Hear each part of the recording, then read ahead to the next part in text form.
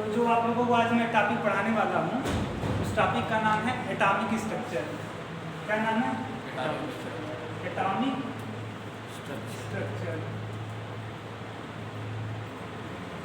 अगर हम इसे एटॉमिक स्ट्रक्चर, इस टॉपिक का नाम है, अगर हिंदी में बात करें, इसको बोलते हैं परमाणु संरचना।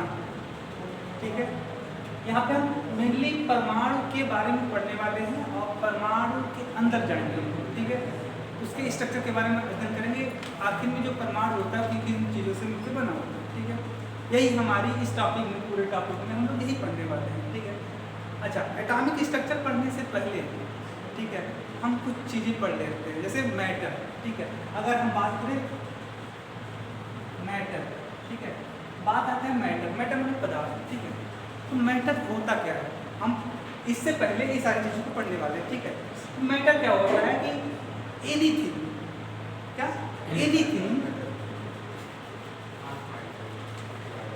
Anything which has mass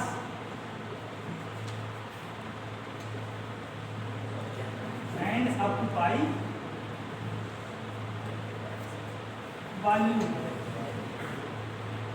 volume का मतलब स्पेस। ठीक है, यानी दुनिया में या यूनिवर्स में हर एक चीज जिसके अंदर क्या होता है, द्रव्यमान होता है, मास होता है, जिसके अंदर भारीपन होता है, मास होता है, वेट होता है जिसके अंदर, और वो क्या होता है कि वह कुछ स्पेस लेता है। अगर उसे आप रखना चाहते हो, ठीक है, तो वह क्या लेता है, कुछ स्पेस लेता है, कुछ वॉल्यूम ऑक्यूपाई करता है। जैसे मान लो कि ये है ना, इसके अंदर मास है कि नहीं? मास है, मास है ना।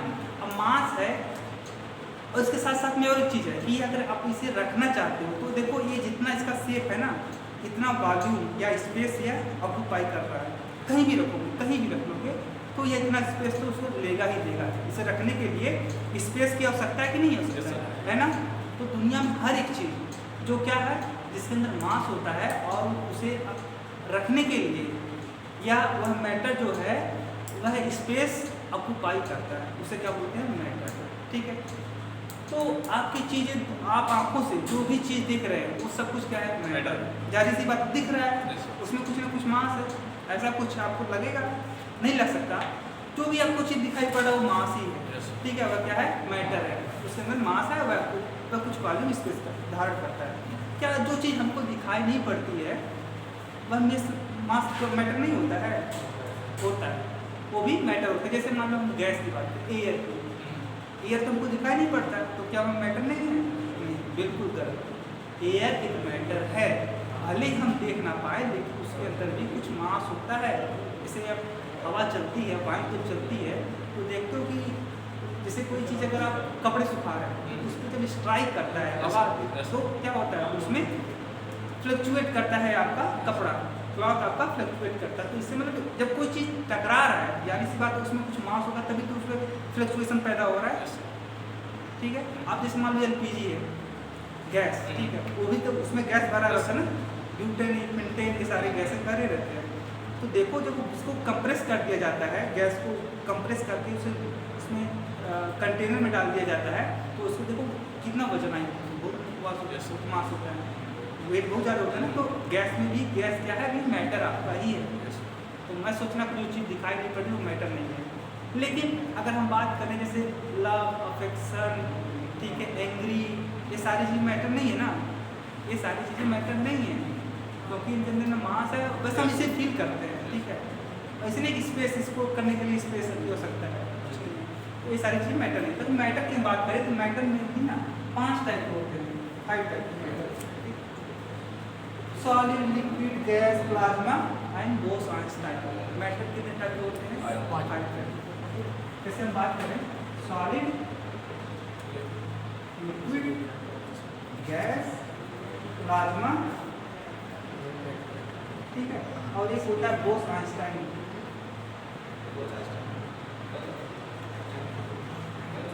ठीक है, बोस-आइंस्टाइन। ठीक है, ये 5 टाइप के मैटर होते हैं। देखो सॉलिड तो हम लोग बहुत अच्छी तरीके से इस चीज़ से इंट्रोड्यूस है, सॉलिड के बारे में।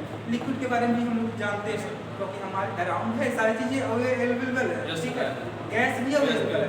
लेकिन प्लाज्मा, बोस-आइंस्टाइन तो ऐसे मैटर होते हैं जो हमारे डेली लाइफ में हमको दिखाई नहीं पड़ते हैं और ये ऐसे पाए भी नहीं जाते, कुछ विशेष कंडीशन में, कुछ स्पेशल कंडीशन में बनाए जाते हैं। ठीक है, ये दोनों भी मैटर होते हैं। ठीक है, ये तो बात होगी मैटर की। अब हम बात हमारी यहीं से लिंक हमारा हो जाता है, जो एटॉमिक स्ट्रक्चर ही मैटर से लिंक हो जाता है कि कोई भी मैटर है। तो जब जैसे जैसे जो ह्यूमन था ना, ह्यूमन जैसे जैसे माइंड का धीरे धीरे डेवलप हुआ, ये बात सही नहीं है? ह्यूमन का जो माइंड है धीरे धीरे डेवलप हुआ। आज जो हम जिस स्थिति में हैं, जिस पोजीशन में हैं, वह हमारे डेवलपमेंट, हमारे रिवोल्यूशन का क्या है, रिजल्ट। ठीक है, तो मैटर जब हम बात करें, जब जो हमारे पुराने पूर्वज थे, ठीक है, तो उनका जब धीरे धीरे माइंड डेवलप हुआ तो उन्होंने सोचना स्टार्ट किया।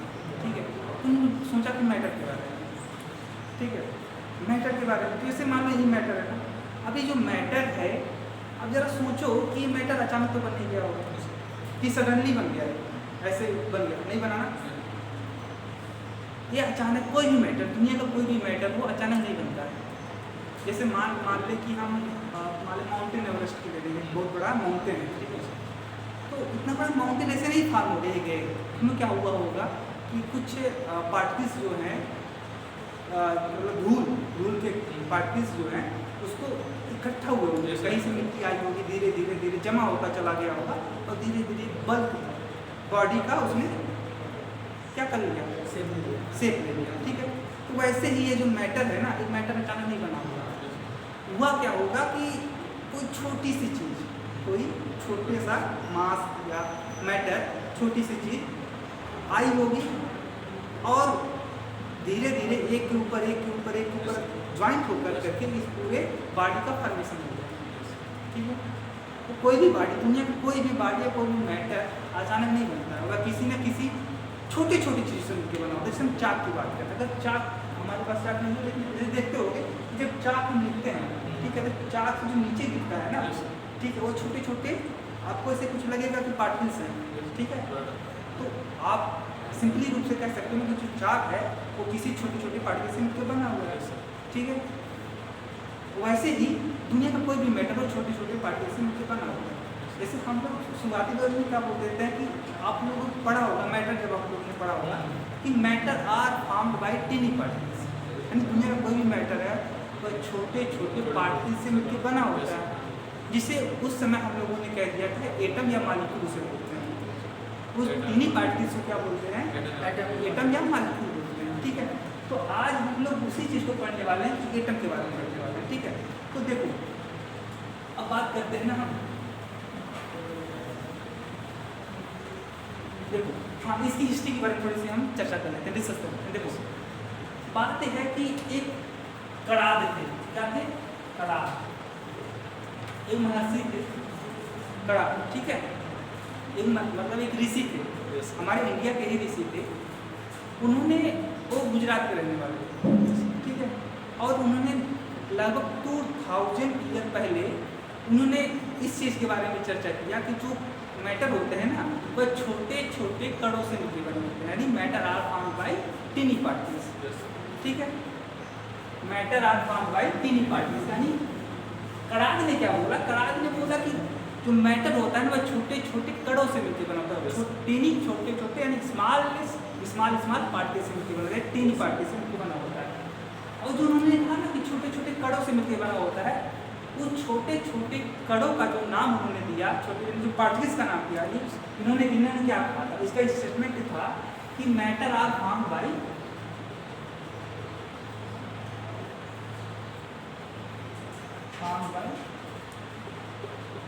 टिनी पार्टिकल्स, छोटे छोटे कणों से मिलकर बना होता है। ठीक है, अभी जो टिनी पार्टिकल्स है ना, उन्होंने कहा कि इस चीज को आप एक मानिए कि इसी को उन्होंने कहा कि परमाणु, क्या नाम दिया उनको, परमाणु। टिनी पार्टिकल्स को क्या नाम दिया उन्होंने, परमाणु। यानी कहने का मतलब सिंपली रूप से कि कोई भी पदार्थ या कोई भी मैटर किससे मिलकर बना होता है, परमाणु से मिलकर बना होता है, अकॉर्डिंग टू किसके अनुसार, कड़ाद के अनुसार।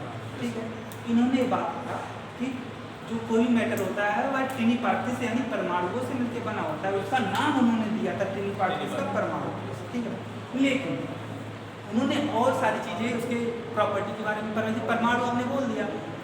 ठीक है, लेकिन परमाणु के बारे में आपने कुछ प्रॉपर्टी नहीं बताई। तो मतलब एक उनका कंट्रीब्यूशन तो था साइंस को आगे ले जाने में, या इतनी बड़ी चीज़ उन्होंने बहुत, जब लोग सोचना भी पसंद नहीं करते थे, उन्होंने 2000 साल पहले ही बता दिया कि जो कोई मैटर होता है वह टीनी पार्टिकल से मिलकर बना होता है, ठीक।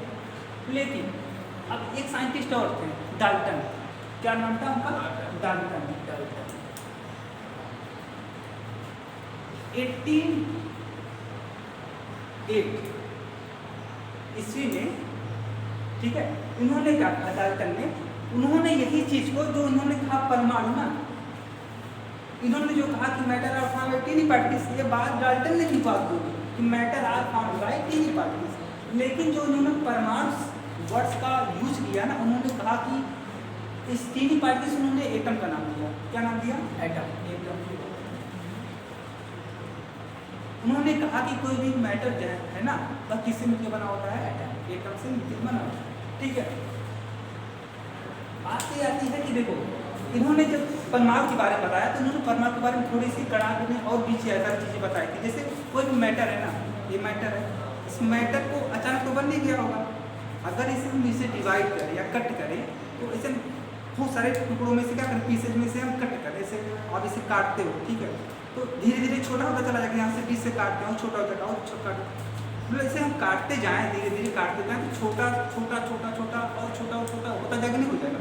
लेकिन हम कहें कि अगर हम भाई छोटा होता चला जा रहा है तो बात सही है, लेकिन क्या आप कितने समय तक आप इसे कट कर सकते हो? क्या हमेशा नहीं, इनफाइनाइट टाइम तक आप इसे कट कर सकते हो? एक समय तो ऐसा आएगा ना कि आप अब उससे ज़्यादा आप कट नहीं कर सकते। इसी चीज़ को लिमिट होती है उसकी, मतलब बहुत बार आप काट सकते, ठीक है। तो ये इतना छोटा सा पार्ट मिलेगा ना कि जिसे आप और आगे काट नहीं सकते, ठीक है, नहीं काट सकते ना। उस जो स्टेट आएगा या जो मैटर आपको मिलेगा जिसके आगे आप उस चीज़ को डिवाइड नहीं कर सकते, उसे उन्होंने कहा था परमाणु, ठीक है। यही बात डाल्टन ने भी बात बोली कि जो मैटर होता है वह किससे मिलकर बना होता है? एटम से। और एटम के बारे में डाल्टन ने क्या बोला? डाल्टन ने यही बोला कि एटम आर, देखो उनके कुछ स्टेटमेंट थे ना, वो पॉइंट वाइज थे। जैसे पहली बात उन्होंने बोला था कि जो एटम होता है ना, एटम की प्रॉपर्टी के बारे में उन्होंने बताना स्टार्ट किया। उन्होंने कहा कि जो एटम होता है ना, एटम आर नॉट डिविजिबल। क्यों? देखो एक इससे पहले भी एक पॉइंट उन्होंने दिया था, उन्होंने कहा था कि atom is smallest part of matter, smallest part of matter. देखो हमने पहले ही चर्चा कर दिया कि मैटर तीन पार्ट से मिलकर बने होते हैं, जिसे एटम या मॉलिक्यूल होते हैं, वो अलग बात है। लेकिन देखो हमने कहा कि जब किसी मैटर को तुम ब्रेक डाउन करोगे ना, तोड़ोगे, धीरे धीरे छोटा होता चला जाएगा। और बहुत समय तक इसे, मतलब अगर आप इसे कट करो तो एक समय तो ऐसा जरूर आएगा कि अब उससे ज़्यादा आप काट नहीं सकते। इसको देखिए इनफाइनाइट टाइम तक आप काटते चलो जाओ या डिवाइड करते जाओ, उस मैटर को डिवाइड होता चला जाएगा। एक समय तो ऐसा आएगा ना कि उससे ज़्यादा नहीं हो सकता, ठीक है। तो वही बात उन्होंने बोला कि atom is smallest part of matter, यानी मैटर का सबसे छोटा हिस्सा कौन सा है? एटम, ठीक है। होता क्या है कि देखो एक एटम है ना, एक एटम है, ठीक है, कोई दूसरा एटम आया, इस एटम से कंबाइन कर लिया, ज्वाइन कर लिया, ठीक है, फिर तीसरा आया, फिर कंबाइन कर लिया, चौथा आया, फिर कंबाइन कर लिया, पांचवा आया, फिर कंबाइन कर लिया, छठवां आया। इस तरीके से लाखों करोड़ों एटम आपस में ज्वाइन हो जाते हैं तो एक बड़ा सा रूप ले लेते हैं, जैसे मैटर का निगमा फॉर्मेशन होगा। इसमें न जाने कितने, अगर आप आगे चले की बात पता चले कितने एटम हैं, लेकिन सब लोग बहुत सारे मैटर इसमें हैं, ठीक, बहुत सारे एटम हैं इसमें, ठीक है। तो वही बात कहा कि इस atom is smallest part of matter, यानी मैटर की सबसे छोटी इकाई जो है वह क्या होता है? एटम। यानी एटम से छोटा कुछ भी नहीं है संसार में, ठीक है। जैसे अगर आप लोग बायोलॉजी के स्टूडेंट हो तो आप लोगों ने पढ़ा होगा कि जो हमारी बॉडी है ना, वह सेल से मिलती है, सेल से, ठीक है। तो उन्होंने कहा कि जो बॉडी होती है ना, बॉडी का सबसे स्मॉलेस्ट यूनिट क्या होता है? वह क्या होता है? सेल होता है। ये बायोलॉजी में बात करें, जैसे मतलब घर बनाना, ठीक है। घर में अगर हम बात करें, ईंट की बात करें, एक ईंट दूसरी ईंट रखा, तीसरा ईंट रखा, तो धीरे धीरे दीवार खड़ा होता है, पूरे हाउस का फॉर्मेशन होता है, ठीक है। तो ईंट को हम क्या मान सकते हैं कि सबसे स्मॉलेस्ट पार्ट है, समझने के लिए एक बात है। उससे भी छोटा है, लेकिन मतलब एकदम मोटा मोटा तो अपन मान सकते हैं कि ईंट क्या है, जो स्मॉलेस्ट पार्ट है उस पूरे हाउस का। वैसे ही किसी मैटर का सबसे स्मॉलेस्ट पार्ट कौन सा है? एटम। ठीक, बहुत छोटा होता है, इतना छोटा होता है, इतना छोटा होता है, इसे आप मतलब यहाँ तक कि हाईली रिजॉल्वेबल माइक्रोस्कोप से भी आप इसे नहीं देख सकते। वैसे आप वायरस को तो देख लेते हो, ठीक है, जर्म्स को देख लेते हो माइक्रोस्कोप से, लेकिन उससे भी कई गुना छोटा एटम होता है, जिसे आप माइक्रोस्कोप से भी नहीं देख सकते। ठीक है, बाद में पता चलेगा और सारी उसकी प्रॉपर्टी के बारे में। तो देखो, आप उसे देख नहीं सकते, तो इसे कहता कि स्मॉलेस्ट पार्ट ऑफ मैटर है एटम। ठीक है, बात उन्होंने फिर कहा कि एटम आर नॉट डिविजिबल, यानी एटम को और ज़्यादा आप ब्रेक डाउन नहीं कर सकते, बस अंतिम स्टेज है मैटर, इससे ज़्यादा नहीं कर सकते। फिर उन्होंने क्या बात बोला? अच्छा, दो बात इन्होंने बहुत इंपॉर्टेंट बात बताई। एक और बात उन्होंने कहा कि atom can not be created,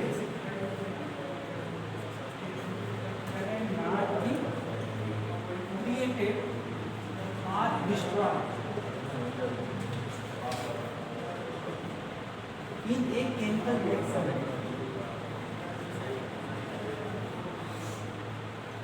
यानी कोई रिएक्शन है ना, ठीक है, किसी भी रिएक्शन में एटम को न तो क्रिएट किया जा सकता है और न तो डिस्ट्रॉय किया जा सकता है, न तो उसे पैदा किया जा सकता है, न उसे खत्म किया जा सकता है। कहने का मतलब मजा लगा है, ठीक है। जैसे अगर हम बात करें कि जैसे ही में एनर्जी है, जैसे कभी स्टेटमेंट सुना होगा कि energy can not be created और नॉट कैन बी डिस्ट्रॉयड। नहीं, एनर्जी है तो एनर्जी ही रहेगा, बस एक फॉर्म से दूसरे फॉर्म में चेंज हो सकता है। जैसे हम कोई हमारे अंदर एनर्जी, हम एनर्जी का यूज करके हम इस चीज़ को मोशन करवा रहे हैं, ठीक है, तो हमारी जो एनर्जी है इस मैटर में ट्रांसफर हो रही है। हमारी जो एनर्जी थी या दूसरे किसी एनर्जी में जा रही है। या आप भोजन पकाते हो, उसमें आप हीट देते हो, तो वह क्या होता है, ट्रांसफ़र हो जाता है, आपके भोजन को पकाने में वह यूज होता है। तो मतलब कहने को energy can not be created and can not be destroyed. उसी टाइप कहता है कि atom can not be created और कैन नॉट बी फॉर्म। जैसे मान लो अगर हम यही बात करें ना, कार्बन को अगर तुम जला दो, कार्बन का करो जला दो, कार्बन प्लस O2 क्या बन गया? CO2। इधर देखो, हमारे पास एक एटम था, कार्बन का एक एटम था, यहाँ पर भी देखो कार्बन का एक एटम है ना, ऑक्सीजन का 2 एटम था, तो यहाँ पर भी 2 एटम है। तो क्या बताओ कि ओवरऑल क्या कार्बन खत्म हो गया?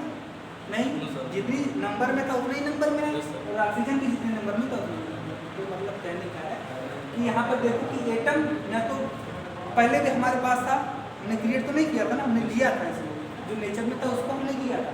तो यहाँ पे देख लो कि न तो डिस्ट्रॉय हो रहा है, न तो क्रिएट हो रहा है। तो ये बात उनका स्टेटमेंट समझा है, atom can not be created and can not be destroyed, ठीक है। फिर एक बात और उन्होंने कहा, उन्होंने क्या कहा, अगली बात 4-5 पॉइंट है इन्होंने कहा। ये तो बात हो गई, ठीक है। उन्होंने अगला बात क्या कहा कि atom can not be exist in free state. Atom can not be exist in free state, ठीक है। मतलब एटम जो है ना, एटम एग्जिस्ट नहीं कर सकता, यानी अस्तित्व में नहीं रह सकता। कहाँ पे? फ्री स्टेट में। यानी जैसे आप ऐसा कर रहे हो कि एक मैटर है ना, इस मैटर एटम से मिलकर बना, आप इस मैटर तो एटम से मिलकर बना है ना। आप अभी एक एटम को आप निकाल लो, ठीक है, आप यहाँ पर रख, ठीक है, तो वह अकेले नहीं रह सकता। क्यों नहीं रह सकता? क्योंकि वह है अनस्टेबल। क्या है? अनस्टेबल, माने वह उसको अच्छा नहीं लग रहा है, इसलिए वह अनस्टेबल। वह किसी न किसी से रिएक्शन कर लेगा या किसी भी चीज़ से, और वह क्या कर लेगा, कंबाइन करेगा किसी दूसरी चीज़ से।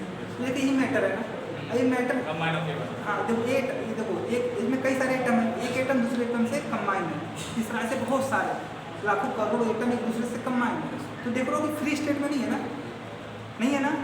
तो कोई भी दुनिया में कोई भी मैटर देख लो, उसमें जो एटम है एटम से मिलकर बना, यानी एटम अकेले नहीं रह सकता, रहेगा तो किसी के साथ में रहेगा, चाहे अपने टाइप के एटम के साथ में रहेगा या दूसरे टाइप के एटम के साथ में, अकेले नहीं रह सकता। ठीक है, ठीक है।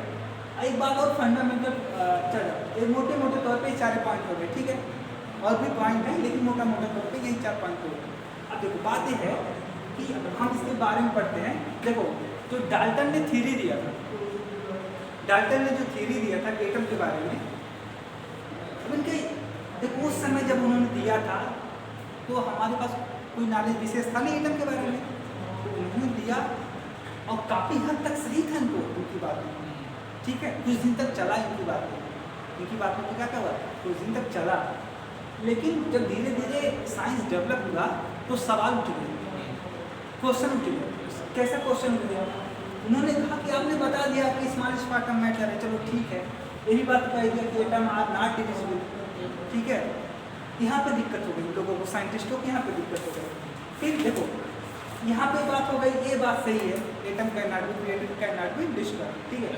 फिर बात आ गई कि अकेले एग्जिस्ट नहीं कर सकता, कोई भी एटम अकेले एग्जिस्ट नहीं कर सकता, वह किसी न किसी से कंबाइंड स्टेट में ही रहेगा। वो साइंटिस्टों का दिक्कत क्या था, साइंटिस्टों का दिक्कत था ये बात को, उन्होंने कहा एटम आर नॉट डिविजिबल, लेकिन ये बात गलत हो गई, उस समय कुछ फंडामेंटल पार्टिकल का डिस्कवरी नहीं हो गया था, जैसे इलेक्ट्रॉन, प्रोटॉन, न्यूट्रॉन, ठीक है। तो वहाँ से पता चला था कि नहीं, एटम से भी छोटा कोई चीज़ और है, यानी जो हम लोग खुशी मना रहे थे कि हमको एटम के बारे में पता चल गया कि एटम सबसे छोटा पार्ट है, यह बात तो गलत हो गई।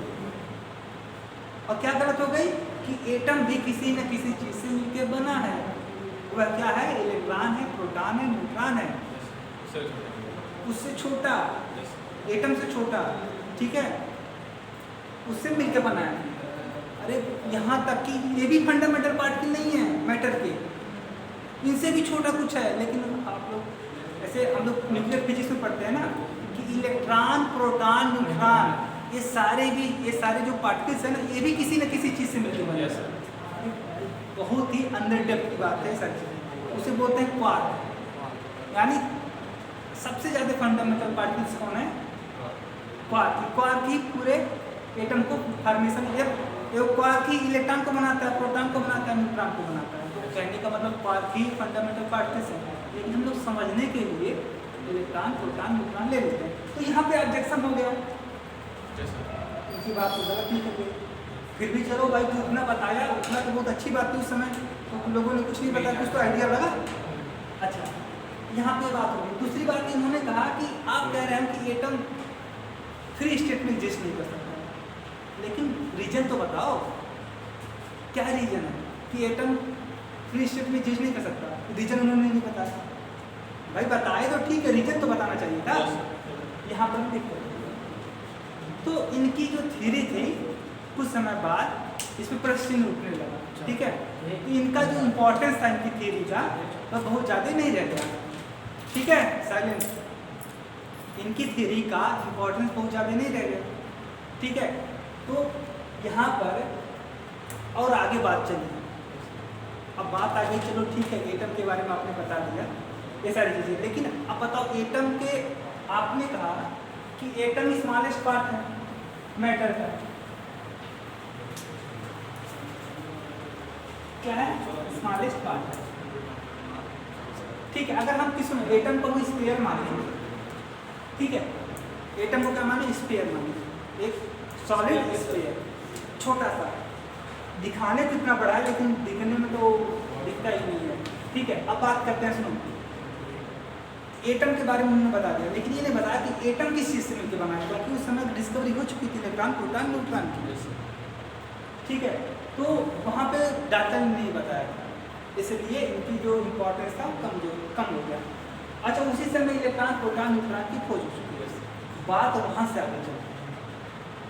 जब तक हम यहाँ पे इलेक्ट्रॉन, प्रोटॉन, न्यूट्रॉन नहीं लाएंगे, तब तक हम क्या है, इस चीज़ को हम डिस्कवरी, मतलब इसके फुल डिस्क्रिप्शन इसके बारे में नहीं समझ सकते, इस पर नहीं कर सकते। उसी समय जब एटम की, इन्होंने डाल्टन का बात डाल्टन ने अपना थ्योरी दिया था, उसी समय इलेक्ट्रॉन और प्रोटॉन का भी खोज हो चुकी थी। ठीक है, तो देखो बात करते हैं ना discovery of electron, discovery of electron.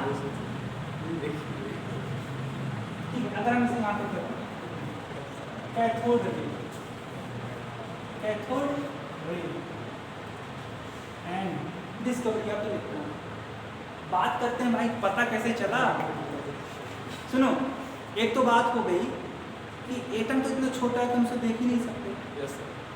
और उससे भी छोटा लोगों ने खोज लिया Yes, sir. इलेक्ट्रॉन। Later, पता कैसे चला कि इलेक्ट्रॉन नाम की कोई चीज होती है? कोई कहा- उसके लिए एक एक्सपेरिमेंट था। Yes, sir. ठीक है, जे टॉमसन का नाम सुने हो? एक साइंटिस्ट टॉमसन, थॉमसन ये बोलते हैं। देखो देखो जे टॉमसन, सुनो जे टॉमसन या थॉमसन से बोलते हैं, उन्होंने एक्सपेरिमेंट किया। कैसा एक्सपेरिमेंट था? उन्होंने क्या किया कि एक ट्यूब लिया, कोई गिलास का ट्यूब लिया, ठीक है, और उसकी उस ट्यूब में उन्होंने 2 इलेक्ट्रोड डाल दिए, ठीक है, और इस इलेक्ट्रोड को उन्होंने एक हाई पोटेंशियल बैटरी से कनेक्ट कर दिया। बैटरी में जानते हो ना, एक पॉजिटिव सिरा होता है, एक नेगेटिव सिरा होता है। तो यहाँ पर अगर मानिए नेगेटिव सिरा है, पॉजिटिव सिरा है, ठीक है, और तुम इस ट्यूब में जो था ना, उन्होंने गैस लिया। क्या लिया? गैस। गैस, कोई गैस ले लिया, हाइड्रोजन ले लिया, हीलियम ले लिया, कुछ और गैस ले लिया, ठीक है, कोई गैस ले लिया, ठीक है, और ये जो गैस था ना, इस गैस का जो इसे वैक्यूम से, ठीक है, इन्होंने क्या किया, गैस को बहुत कम, मतलब गैस को उन्होंने बहुत कम प्रेशर दिया। कितने प्रेशर पे? 10 पे पावर -2 टू 10 पे पावर -4। तो ये जो गैस था ना, गैस, अच्छा बाद में बताएंगे, इस गैस को बाद में रिप्रेजेंट करेंगे, ठीक है। तो इतने प्रेशर, एटीएम प्रेशर पे इन्होंने क्या किया, गैस को ट्यूब के अंदर रखा। अब बैटरी बहुत हाई वोल्टेज की बैटरी, बहुत ज़्यादा, 10,000 वोल्ट, इससे ज़्यादा, ठीक है। अब उन्होंने क्या किया, अगर ये निगेटिव सिरा है, क्या है? निगेटिव सिरा, तो ये निगेटिव सिरा क्या करेगा, इलेक्ट्रॉन को भेज देगा। बैटरी से इलेक्ट्रॉन ही तो फ्लो होता है। Yes, sir. अब हुआ क्या, यहाँ पे देखो देखो ये निगेटिव चार्ज है ना, तो यहाँ से जब इलेक्ट्रॉन यहाँ से मूव करेगा, इस पे आएगा, तो इस पर भी निगेटिव चार्ज डेवलप नहीं होगा, होगा ना, और यहाँ पे पॉजिटिव चार्ज है, इसको पॉजिटिव चार्ज बना देगा, Yes, sir. ठीक है। अब देखो इस इतना ज़्यादा पोटेंशियल का ये बैटरी था कि यहाँ पे जो निगेटिव पोल था ना, इलेक्ट्रोड, देखो निगेटिव जो पोल है इसको बोलते हैं कैथोड। क्या बोलते हैं? नेगेटिव वाला जो इलेक्ट्रोड है, इलेक्ट्रोड का मतलब जानते क्या, एक प्रकार का मेटल होता है, ठीक है, ये प्रकार का मेटल होता है, मेटल का रॉड। अब देखो इसको बोलते हैं कैथोड, इसे बोलते हैं एनोड, ठीक। पॉजिटिव वाले पोल को क्या बोलते हैं, या इलेक्ट्रोड को क्या बोलते हैं, एनोड, और नेगेटिव वाले को, देखो ये नेगेटिव यहाँ से इलेक्ट्रॉन जा रहा था, इलेक्ट्रॉन यहाँ पे इकट्ठा हो रहा था, लेकिन हाई वोल्टेज है ना, बहुत ज़्यादा यहाँ पे इलेक्ट्रॉन आ जाता है। होता क्या है कि ये इलेक्ट्रॉन फिर बाहर निकाल देता है, मतलब इजेक्ट कर देता है। Yes, sir. अब इलेक्ट्रॉन यहाँ से फ्लो होने लगा, एक ज़्यादा से बाहर निकाल देगा ना, बहुत ज़्यादा होगा, रिपल्सन होगा, तो इलेक्ट्रॉन रिलीज कर देता है। और देखो इसमें क्या था, गैस था ना, ठीक है। अच्छा, गैस के बारे में हम ज़्यादा नहीं चर्चा भी करते हैं। देखो अब बात ये होती है कि ये जो आपका एक प्रकार का इलेक्ट्रॉन इजेक्ट हो रहा है, सुनो, इलेक्ट्रॉन इजेक्ट जो हो रहा है यहाँ से जब निकल रहा है, ठीक है, तो सामने वाले इलेक्ट्रोड यानी एनोड से टकरा रहा है, टकराएगा नहीं, टकराएगा ना। यहाँ पे जब टकराता है तो ग्रीन कलर का ल्यूमिनस लाइट पैदा करता है, ल्यूमिनस लाइट, हाँ, मतलब वो प्रदीप्ति, मतलब कुछ ऐसा आपको लगेगा कि कुछ जल रहा है, ठीक है, क्या है, जलने जैसा कुछ लाइट है, धीमी लाइट, ठीक है, आपको जुगनू ज़्यादा जुगनू ना, Yes, sir. वैसी लाइट यहाँ पे डेवलप होती है ग्रीन कलर का। बात ये आता है कि लोग सोचने लगे, ठीक है, लोग सोचने लगे कि यहाँ पे लाइट क्यों पैदा हो रहा है, लाइट डेवलप क्यों हो रहा है यहाँ पे। अच्छा, यहाँ पे एक रे निकली जो इनविजिबल थी, मतलब लोग को दिखाई नहीं पड़ रही थी, बस दिखाई इतना पड़ रहा था कि यहाँ पे कुछ लाइट पैदा हो रही है, कुछ ल्यूमिनस ग्रीन कलर का कुछ ल्यूमिनस लाइट पैदा हो रहा है। लोगों ने सोचना स्टार्ट किया कि यहाँ पे लाइट क्यों पैदा हो रही है, और ये जो रे था यहाँ से जो रे निकल रहा था और निकल करके इस वाले इलेक्ट्रोड से टकरा रहा था, कोलिजन कर रहा था, ठीक है। तो उन्होंने क्या किया कि दिखाई तो पड़ा नहीं, रे तो दिखाई नहीं पड़ा, इलेक्ट्रॉन जो निकल रहा है इसे हमने एक रे बोला जो दिखाई नहीं पड़ रही, ठीक है। बाद में उन्होंने क्या किया कि सुनो इधर देखो, कैथोड देखो, यहाँ से एक रे निकला, जो यहाँ से निकलने के बाद में एक लीनियर माने एक रेखा में चल रहा था, एक लाइन में चल रहा था, मतलब ऐसा कि जो रे निकल रही थी यहाँ से कैथोड से वो एक सीधी रेखा में चल रही थी। कैसे चल रही थी? सीधी रेखा में, इधर उधर नहीं, ये इधर उधर ये इधर चली गई, सीधी रेखा में सीधे सीधे निकलता था, ठीक है। और यहाँ से टकरा करके ल्यूमिनस पैदा करता था, पहला पॉइंट। दूसरा पॉइंट ये था कि जब इसके पाथ में ना यहाँ पे कोई एक पतली सी व्हील उन्होंने पहिया रख दिया, क्या रख दिया? पहिया रख दिया। से मान लो कि यहाँ पे पहिया रख दिया, ठीक है, किसी मेटल का वो हल्का सा वो पतली सी उन्होंने क्या रख दिया? पहिया रख दिया, ठीक है। तो हुआ क्या है, देखो इस देखो जारी सी बात है, जो रे निकल रहा है इलेक्ट्रॉन ही है, इलेक्ट्रॉन है कि नहीं इलेक्ट्रॉन? लोगों को पता नहीं था लेकिन इलेक्ट्रॉन था। तो जो रे निकल रहा था रे किससे मिलकर बना हुआ होता है? इलेक्ट्रॉन से मिलकर बना हुआ है। और जब यह इसके पाथ में रख दिया गया, जब इसे स्ट्राइक कर रहा था, इसके अंदर मास भी था, जारी सी बात है कुछ ना कुछ प्रेशर फोर्स लगाएगा नहीं लगाएगा, जिस टकराएगा। तो यह जब इसके पाथ में रख दिया गया ना तो इसको घुमा दिया, पहिया का क्या हुआ? घुमा दिया, क्या किया? घुमा दिया। तो ये भी पता चला कि भाई जो रे निकल रही ना किसी न किसी चीज़ से मिलकर बनी हुई है, वो किसी न किसी मैटर से मिलकर बनी हुई है, और उसके अंदर भी मास है, तभी तो पहिया घूम रहा है।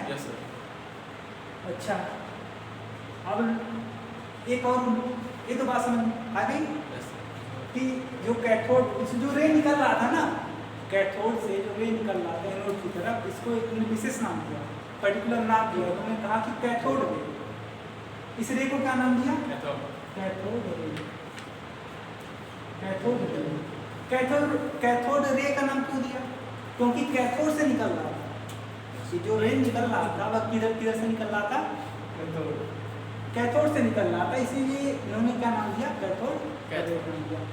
अच्छा, इसकी प्रॉपर्टी के बारे में थोड़ा सा पता चल गया कि यह जो कैथोड रे है इस एक्सपेरिमेंट के द्वारा कि इसमें कुछ ना कुछ मास है। फिर एक बात और उन्होंने किया, उन्होंने कहा ना कि इसे हम मैग्नेटिक फील्ड से बुझाते हैं, इसे electric field and magnetic field से बुझाते हैं, ठीक। जैसे अगर हम बात करें, अगर जो ये रे निकल रहा है ना, सुनो ये जो रे निकल रहा है, अगर इसे हम किसी देखो इलेक्ट्रिक फील्ड से बुझा रहे हैं, इलेक्ट्रिक फील्ड से बुझा रहे हैं, अगर मान लो कि जो दो प्लेटें मेटल की दो प्लेटें रख दी और उसे आप किसी बैटरी से कनेक्ट करें, यहाँ पे मान लो एक सिरा आपका पॉजिटिव हो गया मेटल का, दूसरा नेगेटिव। अब इसके ऊपर नेगेटिव चार्ज एक चार्ज इलेक्ट्रिक, यहाँ पे एक फील्ड डेवलप हुआ इसके बीच में, इसे बोलते हैं इलेक्ट्रिक फील्ड एंड मैग्नेटिक, ठीक है। अब हुआ क्या कि देखो इलेक्ट्रॉन पर नेगेटिव चार्ज था, तो देखो यह नेगेटिव चार्ज, ये भी नेगेटिव चार्ज रिपल्सन करने लगा, और यह क्या इलेक्ट्रॉन मुड़ गया, किधर मुड़ गया? पॉजिटिव प्लेट की ओर। इससे ये पता चला कि अगर ये पॉजिटिव प्लेट की ओर मुड़ रही है, यानी जारी सी बात है उनके बीच में अट्रैक्शन हुआ होगा, और पॉजिटिव की तरफ कौन जा सकता है? नेगेटिव जा सकता है, क्योंकि अपोजिट चार्ज एक दूसरे को करते हैं अट्रैक्ट। तो ठीक है, तो ये पता चला कि जो इलेक्ट्रॉन है वह, सुनो, जो इलेक्ट्रॉन है वह कैसा है? नेगेटिवली चार्ज है। इलेक्ट्रॉन के ऊपर कैसा नेगेटिव चार्ज है? इलेक्ट्रॉन के ऊपर कैसा चार्ज है? Electron has negative charge, negative charge, ठीक है। लेकिन अच्छा, इन्होंने इलेक्ट्रॉन की एक प्रॉपर्टी के बारे में उन्होंने स्टडी कर लिया। इधर देखो, इलेक्ट्रॉन की एक प्रॉपर्टी के बारे में उन्होंने स्टडी कर लिया कि इलेक्ट्रॉन के ऊपर कैसा चार्ज होता है? Negative charge. अच्छा, चार्ज होता है तो कितना चार्ज होता है? एक और एक्सपेरिमेंट था, मूलिकन का तिल बिंदु एक्सपेरिमेंट, ठीक है, Mulliken oil drop experiment. Experiment एक लंबा सा एक्सपेरिमेंट है, ठीक है। वहाँ पर ये चीज़ मैं बता नहीं रहा हूँ क्योंकि आपके सिलेबस में नहीं है। अब देखो मुल्कन का जो मुल्कन ऑयल ड्रॉप एक्सपेरिमेंट था, उन्होंने क्या किया था कि ऑयल का ड्रॉप लिया था और उस पर इलेक्ट्रॉन को चिपका दिया। इसमें ये इलेक्ट्रॉन मुझे रहना, इस पर कोई ऑयल रख दो ऑयल और इस पर चिपक जाएगा। अगर चिपक जाएगा तो देखो अब जारी सी बात है, इसमें मास है, कोई मास है, ऑयल का कुछ वेट होता है ना, वेट होने के कारण उस पर ऑयल लगता है। हाँ क्या रहता है वहाँ पे? ऑयल की कोई ड्रॉप है, ठीक है। ऑयल की ड्रॉप में इलेक्ट्रॉन इस पर आ गया, चिपक गया। अब ये इस पर गुरुत्वाकर्षण का फोर्स लग रहा है, नहीं ग्रेविटेशनल फोर्स लग रहा है, नहीं। और ग्रेविटेशनल फोर्स क्या करता है, हर चीज़ को नीचे लाना चाहता है। तो ये अपने वेट के कारण नीचे आना चाहिए, नीचे आना चाहिए, नीचे आएगा। लेकिन इस देखो इलेक्ट्रॉन जो ऑयल पे इलेक्ट्रॉन है, इस पर जो चार्ज है अट्रैक्शन भी हो रहा है, ये तो नीचे आना चाहता है, लेकिन इसको एक गला खींचा है, फिर ऊपर खींचा है। तो कितना ज़्यादा इस पे चार्ज है, ठीक है, या इस जो ड्रॉप है ना, इस ड्रॉप का वेट कितना है, सर इलेक्ट्रॉन का कितना है, वो डिसाइड करेगा कि इनके बीच में कितना फोर्स ऑफ अट्रैक्शन है। तो ओवरऑल इस एक्सपेरिमेंट से ये निकला कि जो इलेक्ट्रॉन के ऊपर चार्ज होता है वह होता है 1.6 × 10⁻19 कूलम। चार्ज का मतलब जानते हो ना, चार्ज का यूनिट कूलम होता है। तो इलेक्ट्रॉन के ऊपर कितना चार्ज होता है, इतना का चार्ज। ये बात इससे निकल के आओ, इसी से निकल कर ये आया, क्या निकल के आया यहाँ पे देखो, इसका निकल के ये आया कि जो इलेक्ट्रॉन का मास होता है, इलेक्ट्रॉन का मास होता है वह होता है 9.1 × 10⁻⁻।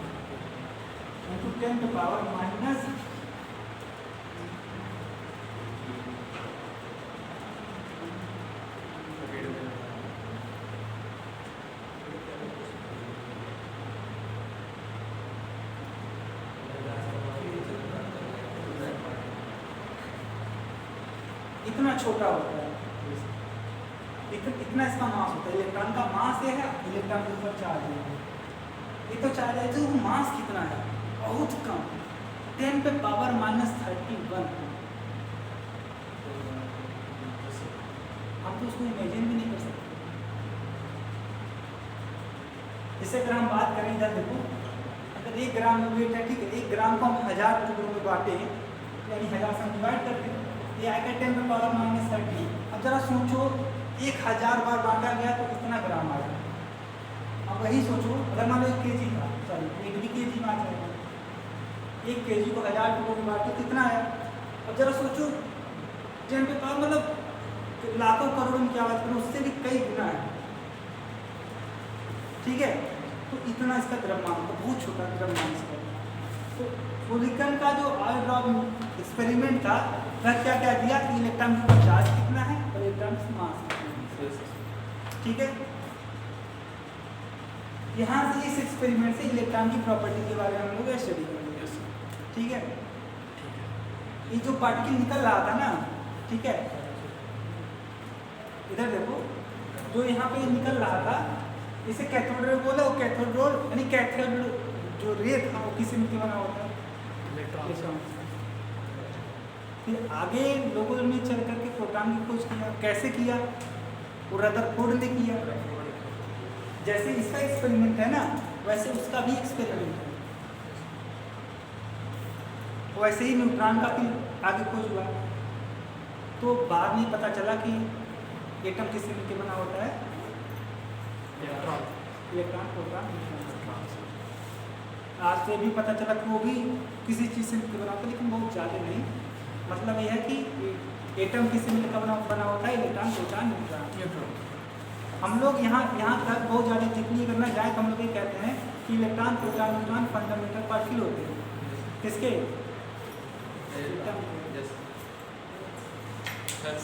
सर पार्ट 2 बना दिएगा कल।